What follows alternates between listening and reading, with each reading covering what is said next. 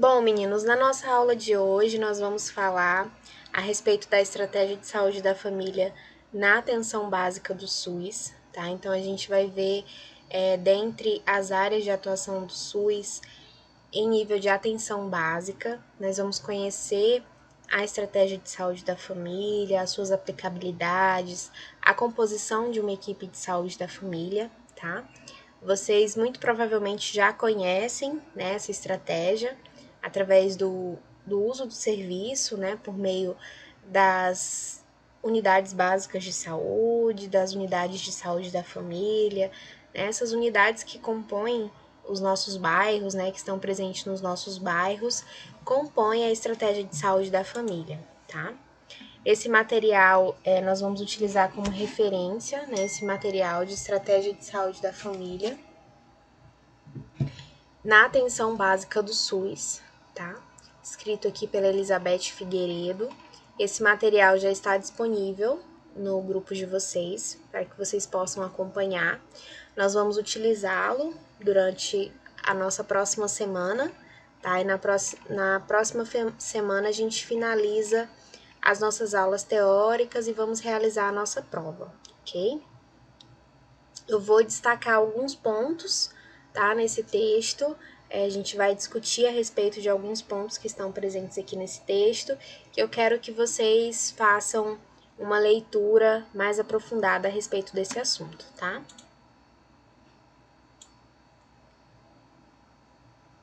Sim, Wanda, por exemplo, os agentes comunitários de saúde compõem, né, as equipes de saúde da família, tá? São um dos componentes. E aí, na sequência das nossas aulas, a gente vai aprender, tá, com mais clareza, a composição, né, de todos os profissionais de saúde, né, que compõem essas equipes, tá?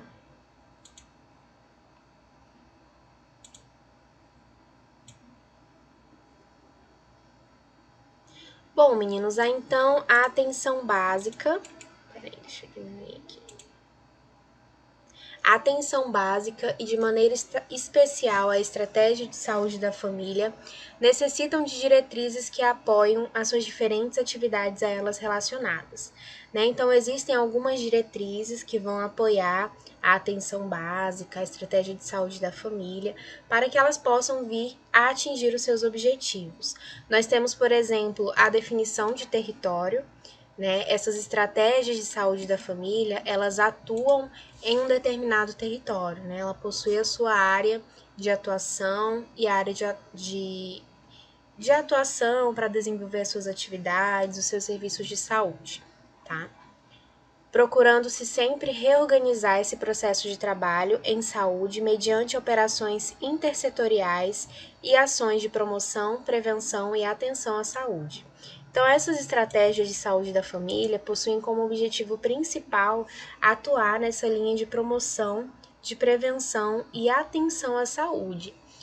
À medida como essas equipes irão desenvolver essas ações, né, precisa partir por meio de algumas atividades que são desenvolvidas pela própria equipe. Então, essa equipe ela tem que conhecer o território na qual ela está inserida, conhecer as necessidades desse território e, a partir daí, tomar medidas, né, de promoção e prevenção à saúde, como, por exemplo, a realização, né, de algumas campanhas de conscientização, de palestras nas unidades de saúde, organização de grupos, de grupos de apoio à gestante, a idosos, são algumas medidas de promoção e prevenção à saúde, nas quais essas equipes precisam trabalhar, precisam pensar, né, juntas, exercer essas atividades de maneira coletiva, permitindo então que gestores, profissionais e usuários do SUS compreendam a dinâmica dos lugares e dos sujeitos. Então, essa estratégia de saúde da família, na verdade, ela tem como objetivo também aproximar, né? O profissional de saúde ele vai estar mais próximo do usuário do serviço, né? Então, normalmente nós temos, como a Wanda, né, citou, os agentes comunitários de saúde, que são os agentes responsáveis por cada microárea. Esse agente ele tem que conhecer a sua comunidade, normalmente ele conhece, né, as pessoas pelo próprio nome, conhece os problemas dessas pessoas, e esse agente comunitário de saúde, ele traz a realidade desse território para dentro dos postos de saúde, para dentro das unidades. E isso faz com que tenha uma aproximação muito maior, né, entre os profissionais de saúde e os usuários do serviço. Diferente, por exemplo, de uma atenção hospitalar, né, de uma atenção especializada, onde o paciente chega para realizar uma consulta ou realizar um procedimento, a partir daí ele tem alta e a equipe hospitalar não tem mais contato com esse paciente. Isso não deve acontecer na atenção básica.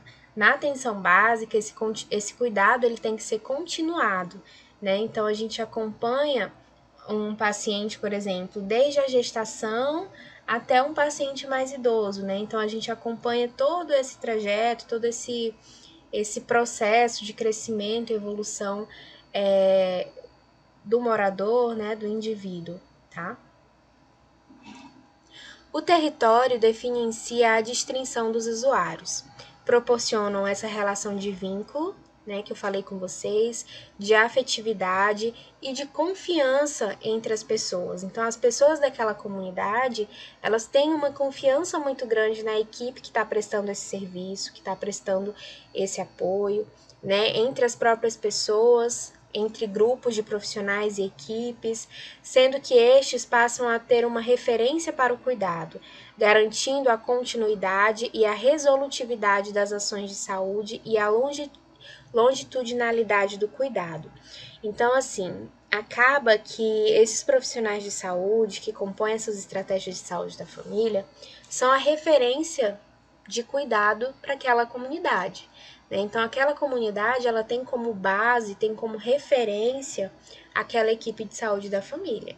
E qualquer necessidade que esse indivíduo apresentar, né, qualquer consulta que ele precisar, qualquer dúvida, a primeira referência dele vai ser a equipe de saúde da família, tá? E assim tem que ser, porque cria essa relação de confiança, essa relação de vínculo e também favorece uma continuidade no cuidado.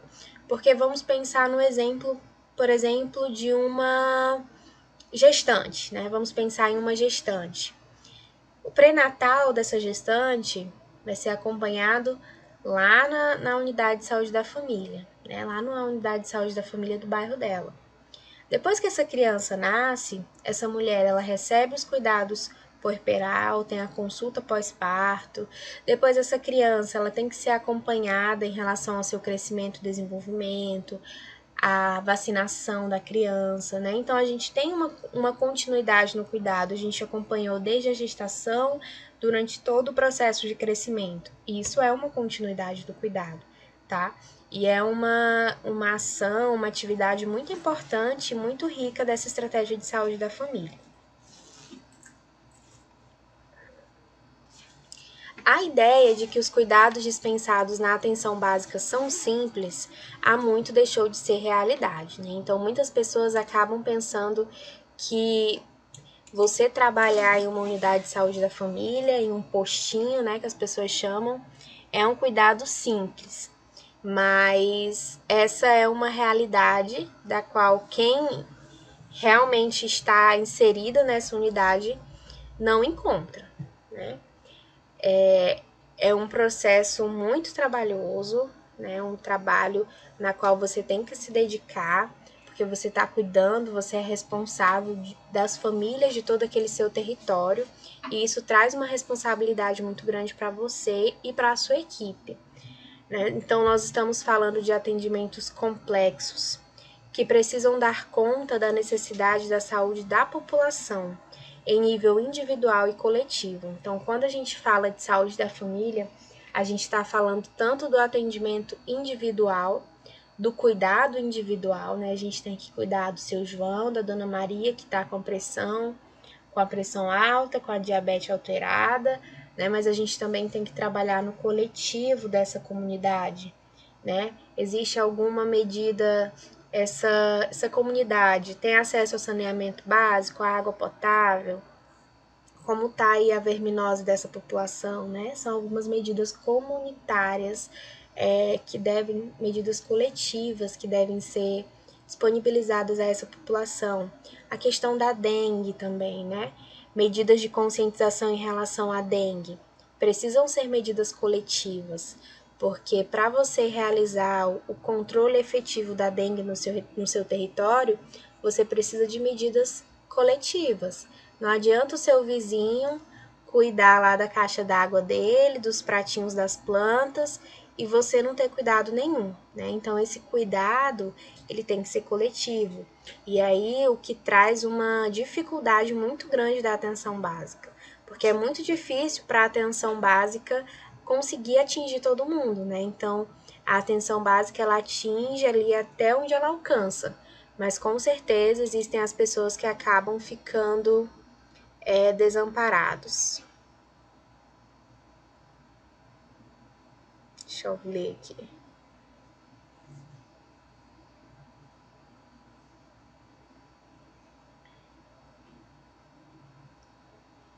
E isso existe, né, aqui vocês estão falando das visitas domiciliares, né? As visitas domiciliares são, tá, algumas das atribuições dessa equipe de saúde da família.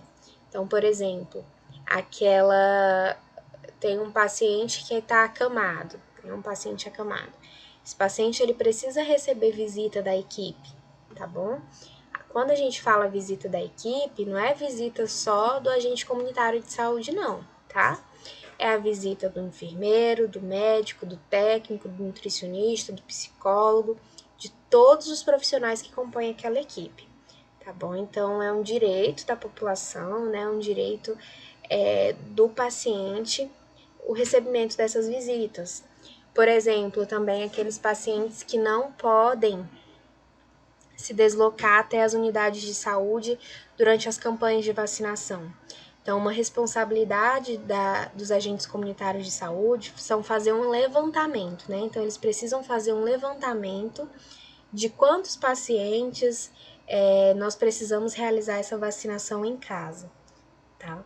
Então, assim, são algumas dessas responsabilidades, né, do agente comunitário de saúde, é conhecer o seu território para poder comunicar a equipe. Porque o enfermeiro, o médico, o técnico, ele não consegue estar visitando todas as casas em todos os momentos, né? Então, o agente comunitário de saúde, ele vai trazer essa realidade. Vai falar, olha, enfermeiro, naquela casa ali tem um seu João, que ele tem hipertensão, tem diabetes, é acamado, enfim, né? Então ele traz essa realidade, a realidade dos seus pacientes que ele acompanha para a equipe de saúde da família. E aí essa equipe de saúde da família realiza, né, de forma coletiva, essa visita domiciliar, tá?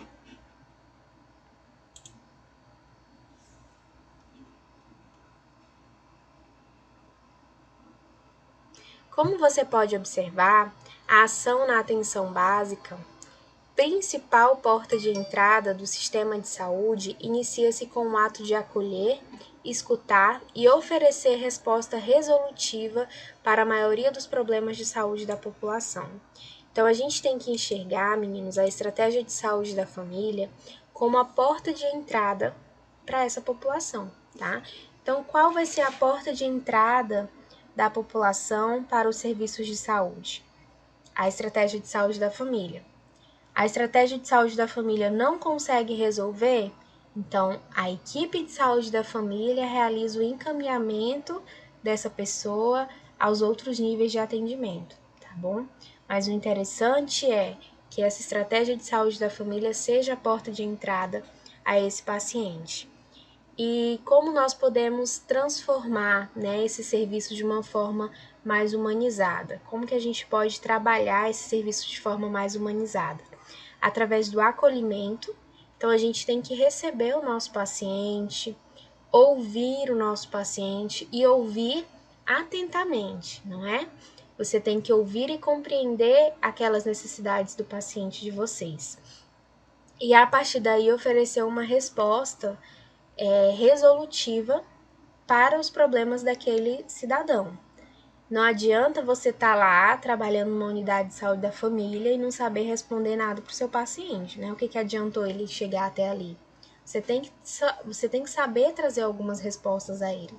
Ah, esse serviço não é ofertado aqui, tá? Mas então qual é o procedimento para ele realizar? O que ele precisa fazer? Né? São algumas medidas de encaminhamento, algumas medidas de orientação que nós precisamos trabalhar dentro dessas estratégias. Minorando danos e sofrimentos e responsabilizando-se pela efetividade do cuidado, ainda que seja ofertado em outros pontos de atenção da rede, garantindo a sua integralidade.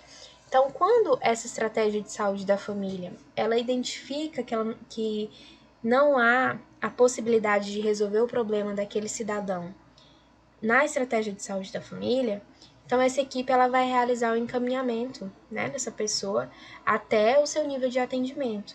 Isso faz com que a gente com que nós possamos garantir a integralidade da assistência a esse paciente, que ele vai ser atendido de forma integral. Mas não é só você chegar e falar, não é aqui, né? Você tem que receber, acolher, ouvir e encaminhar para a resolução dos problemas, tá?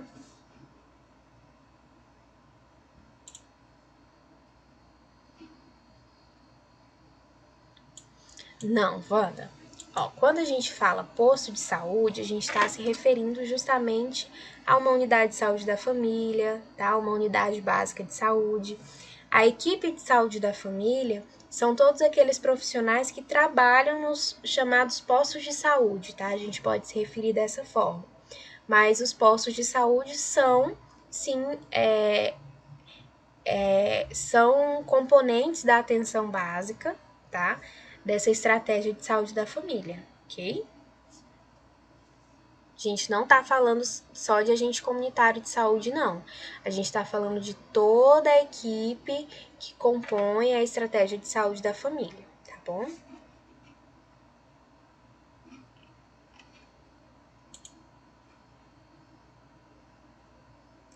Você provavelmente vivencia no seu dia a dia a dificuldade de se trabalhar de forma compartilhada, ampliando a integração dos profissionais em um trabalho conjunto que busque a integralidade da atenção à saúde. Muitas vezes a gente tem dificuldade em trabalhar de forma coletiva, trabalhar em equipe, né? Mas a gente vai perceber que para você trabalhar em uma estratégia de saúde da família, você precisa trabalhar em equipe. Não é possível você fazer atenção básica se você não tiver um trabalho em equipe. Você precisa da sua equipe, tá? Para que ocorra o funcionamento desse serviço, para que ocorra o funcionamento desse atendimento. A gente tem que aprender a trabalhar em equipe. Perceba que muitos profissionais presenciam ainda hoje a hegemonia dos saberes e a separação dos fazeres. Muitos de nós fomos instados durante o tempo da universidade ao trabalho isolado, no qual apenas nossos pares faziam parte da cadeia de discussão e de tomada de decisão, o que dificultou em muito a ideia do trabalho compartilhado.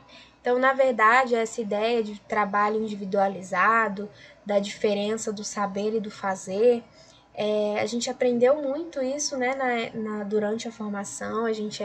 Nós somos formados durante toda a nossa formação pessoal mesmo, nós somos induzidos a esse trabalho individual, de que você é bom sozinho, de que você consegue fazer as coisas sozinhos. E isso traz uma consequência muito grande para quando você se encontra prestando essa assistência na estratégia de saúde da família. Você não vai conseguir exercer um trabalho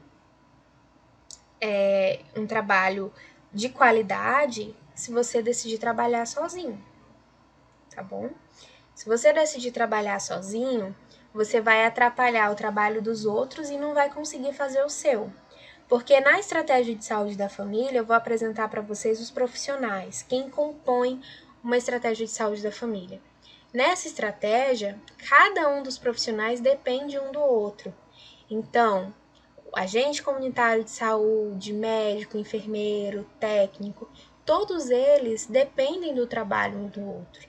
Então, não existe uma estratégia de saúde da família, não existe uma equipe de saúde da família se estiver faltando um desses profissionais, tá bom? Para que a gente possa trabalhar e exercer com qualidade, com respeito, o serviço proposto.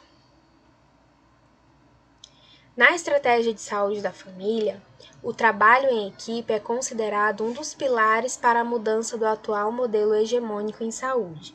Então, a gente precisa desse trabalho em equipe para poder melhorar, né, a situação da nossa realidade, né, mudar a nossa realidade dos serviços de saúde.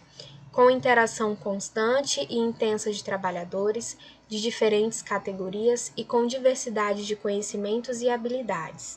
Então, a gente precisa reconhecer que cada profissional ele possui um conhecimento de uma determinada área, possui uma habilidade e que cada um depende, né, um do outro para que realmente venha a ocorrer esse fluxo de trabalho.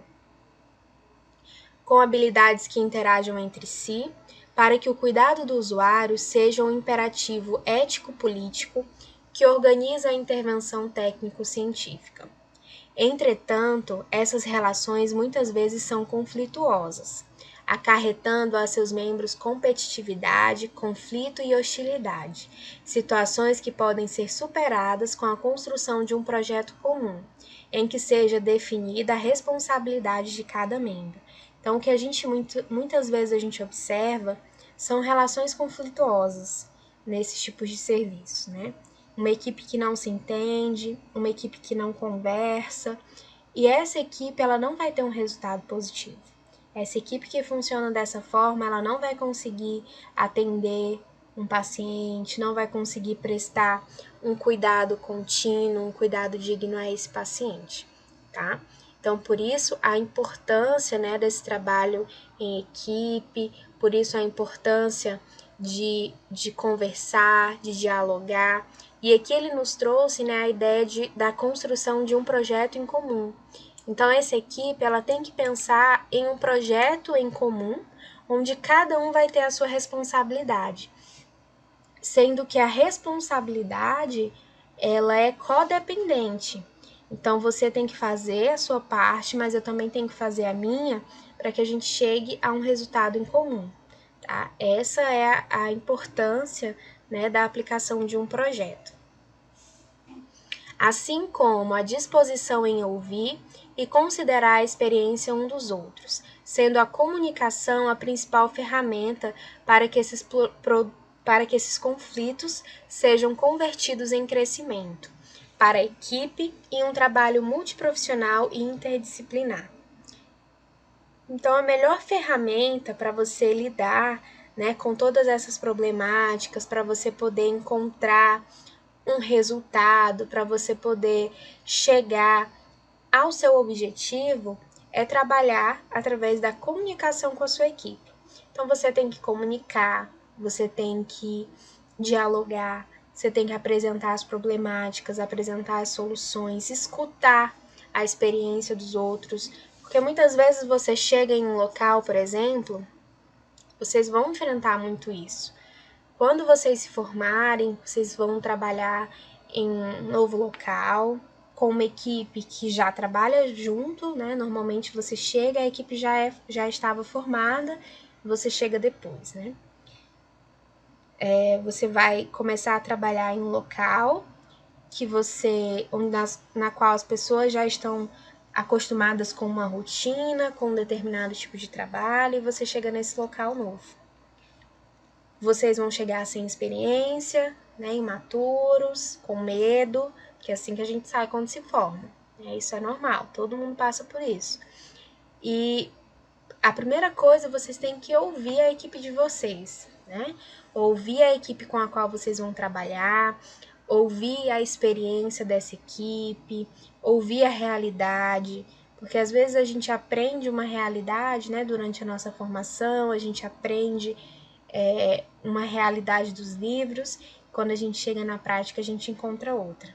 Então é muito importante você ouvir a realidade daquela comunidade na qual você está inserido, daquele local de trabalho.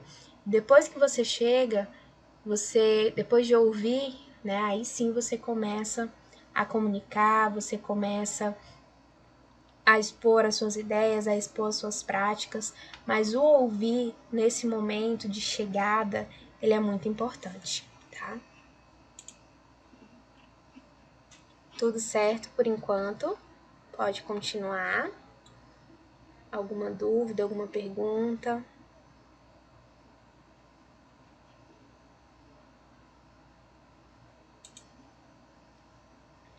Observe que o desenvolvimento do trabalho em equipe não se constitui um processo simples. Então, você trabalhar em equipe não é uma coisa fácil, mas é um processo necessário para você fazer a atenção básica, para você participar de uma estratégia de saúde da família, você precisa aprender a trabalhar em equipe. As mudanças ocorridas na modernidade, a globalização das doenças, das práticas em saúde e dos hábitos de vida exigem que cada profissional se atualize constantemente para que possa efetivamente atuar em um projeto que envolva a equipe. Então, essa equipe ela precisa estar a todo momento se atualizando, né? Procurando novas informações, procurando novos métodos, novos trabalhos. E aqui eu faço até um comentário com vocês, tá? Vocês estão fazendo um curso técnico, vocês sairão daqui como profissionais da saúde. Quando eu falo para vocês se atualizarem, não é para você se atualizar em uma publicação do Facebook, não. É você se atualizar em um dado científico, em uma pesquisa, em um livro, tá bom? Não procurem informações duvidosas, porque vocês vão estar lidando com vidas. Como que eu posso confiar em um post lá que eu vi lá no Facebook, que alguém postou? Ah, eu vou acreditar porque tá ali. Ah, o chá de não sei o que faz bem para tal coisa, porque fulana me disse. Né? Então, vocês vão sair daqui, meninos, formados como profissionais da saúde. E as pessoas elas vão ver em vocês uma referência para o cuidado, conforme a gente falou. Né? As pessoas elas vão ver, conforme a gente falou no início da nossa aula, as pessoas vão ver vocês como referência do cuidado. Qualquer dúvida que elas tiverem, elas vão perguntar a vocês. E aí não adianta você dar uma resposta para essa pessoa baseada na sua crença, não. Né? Você tem que dar uma resposta com algum embasamento científico em relação a isso. Porque você não está falando ali com ela como se conversasse com a sua amiga, né? Você está conversando como um profissional de saúde conversa com um paciente.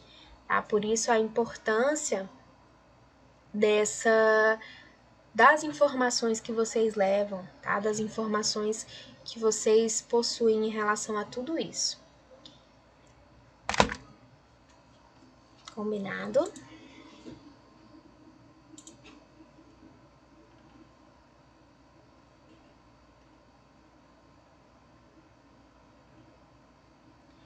Como você pode observar, o processo pedagógico proposto é dinâmico e contínuo, né? Então, esse método de trabalho, ele é muito dinâmico, você tem que interagir, você tem que conversar, dialogar e você tem que trabalhar de uma forma contínua, não se esgotando com a aquisição de informação ou habilidade, uma vez que leva em conta a construção do conhecimento, da consciência, crítica reflexiva e do compromisso pessoal e profissional. Então, assim, não saiam daqui pensando que vocês são o dono de toda a verdade, dono de toda a verdade, de todo o conhecimento, tá? Nós, profissionais, precisamos estar a todo momento aprendendo, lendo, estudando, né? Formando críticas, porque somente assim a gente vai estar em um processo de evolução e proporcionando um cuidado adequado ao nosso paciente. Então, vamos supor, né? Me formei em 2017. Quando eu estiver trabalhando lá em 2037, vamos supor, muita coisa que eu aprendi no tempo da minha faculdade já vai ter mudado. já vai ter caído por terra, né? E aí eu tenho duas opções. Uma, me atualizar, né? Procurar aprender, procurar continuar estudando para sempre melhorar, ou então parar com tudo que eu aprendi lá na faculdade e pensar que aquilo vai ser o certo para o resto da vida, porque não vai. Então, assim, vocês vão se formar daqui a 1 ano, 2 anos, não sei, né? E aí vocês vão se formar com determinado conhecimento. Algo que eu tô falando aqui para vocês hoje, amanhã já não pode mais ser verdadeiro, né? Então, por isso a importância dessa constante atualização, desse constante estudo, tá? E dedicação. Para você ser um profissional de excelência, para você ser um bom profissional, você tem que ser dedicado àquilo que você faz. Essas transformações só virão ocorrer com responsabilização de cada um pela organização e consecução de atividades de educação permanente, que capacitem cada membro da equipe de forma que se apropriem dos conhecimentos necessários para exercer suas atividades de forma resolutiva. Lembram das nossas primeiras aulas que eu falei que que eu perguntei a vocês a respeito das críticas do SUS, das críticas ao sistema e tudo mais. Por quê? Porque eu falei que nós, como usuários, nós também somos responsáveis, porque o SUS ele detém a participação popular, mas nós, como profissionais de saúde, nós também temos a nossa parcela de responsabilidade, né? Então, a única forma de você melhorar esse sistema, você como profissional, é se dedicando totalmente a ele, né? Você tem que se responsabilizar pelo sistema no qual você está trabalhando. Então, se você é um profissional do SUS, você tem que honrar aquele sistema no qual você está e prestar o seu melhor diante disso. E como que você pode prestar esse melhor? Através da educação permanente, tá bom? Através da continuidade do estudo, da educação, somente dessa forma. Com esse intuito, o Ministério da Saúde lançou em 2011 o Programa Nacional de Melhoria do Acesso e da Qualidade, o PEMAQ, que agora apresenta uma síntese na portaria número 1654, com o objetivo de ampliar o acesso e a qualidade do cuidado na atenção básica. Então, o objetivo da PEMAQ, essa política, né, desse programa, é justamente melhorar o acesso e a qualidade do cuidado na atenção básica. Ele é organizado em 3 fases, tá?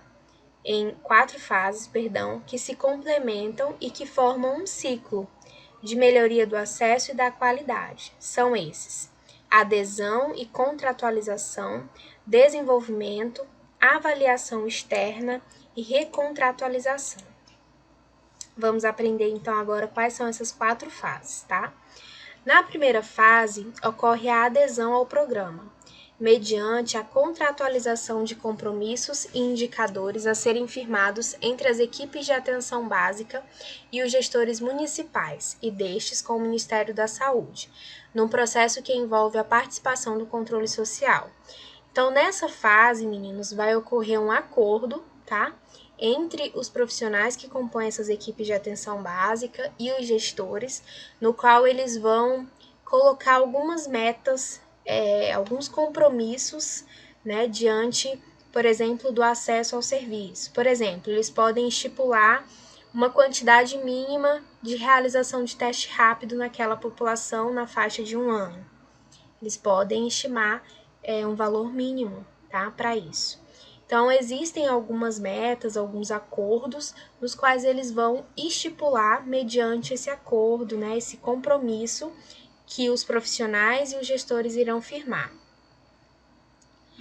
Na segunda fase, será desenvolvido um conjunto de ações pelas equipes de saúde básica, pelas equipes de atenção básica, pelas gestões municipais e estaduais e pelo Ministério da Saúde, com o intuito de promover mudanças na gestão do cuidado e da gestão do cuidado, a fim de produzir a melhoria do acesso e da qualidade na atenção básica.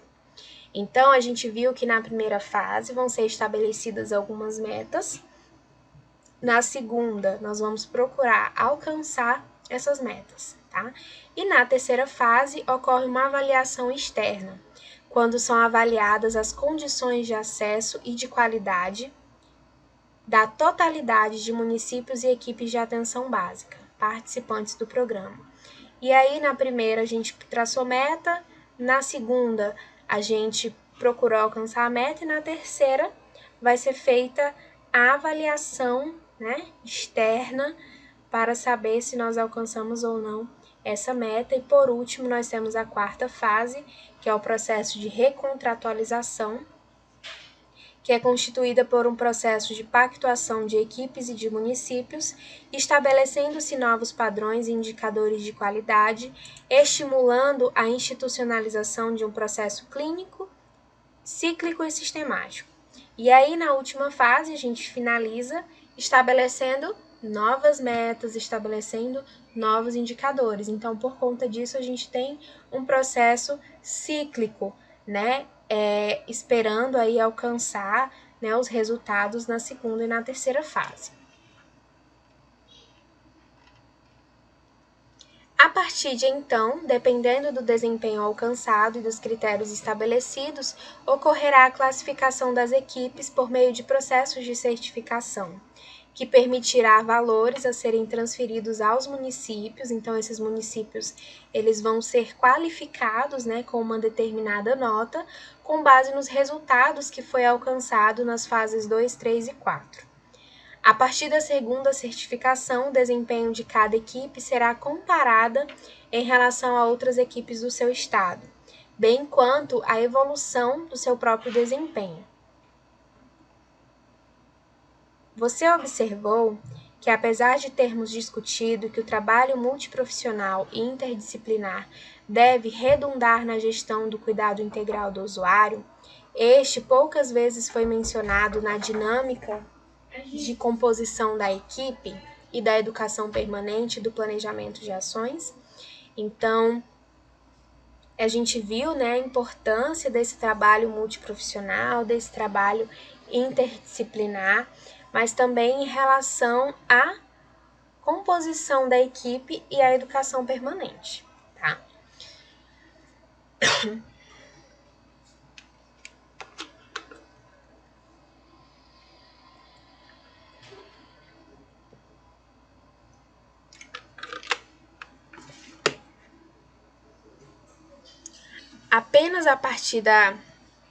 Apenas por meio da participação dos indivíduos e grupos sociais é que se garante uma sociedade democrática e solidária.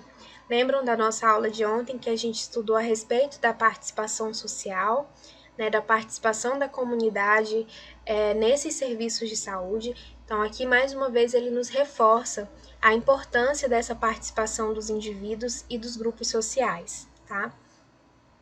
Criando laços de pertencimento e de identidade sociocultural e política.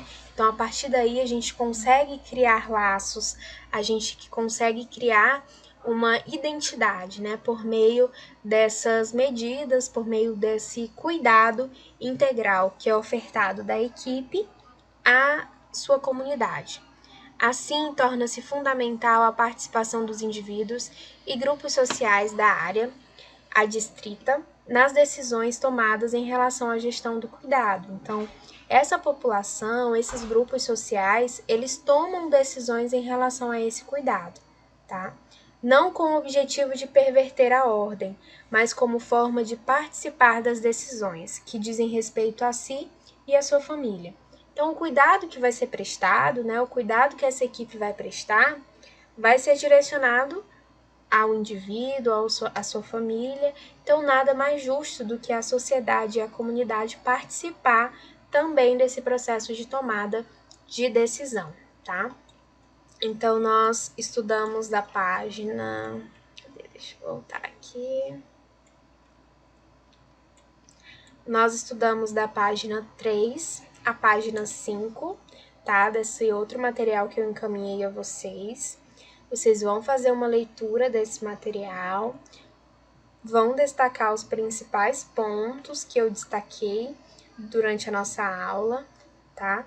E vão fazer uma leitura bem detalhada para que vocês possam aprender, né, um pouco mais, para que vocês possam fixar todo esse conteúdo. E na nossa próxima aula, segunda-feira, nós vamos estudar a respeito das redes de atenção à saúde e da composição das equipes de saúde da família, tá?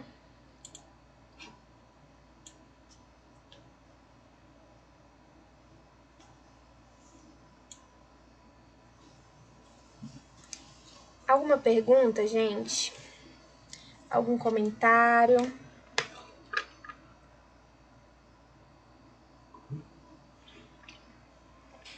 Não. O Davi conseguiu ouvir a aula, Davi?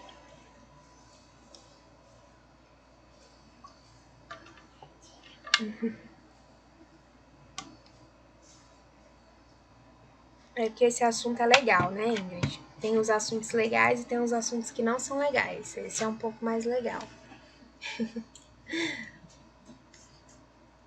Estudar um pouquinho a parte de legislação, né? É um pouco pesado. É um pouco pesado, né? Mas é importante que vocês saibam, né? Que bom que vocês gostaram, tá? Fico feliz. Eu aguardo vocês na segunda-feira. Combinado?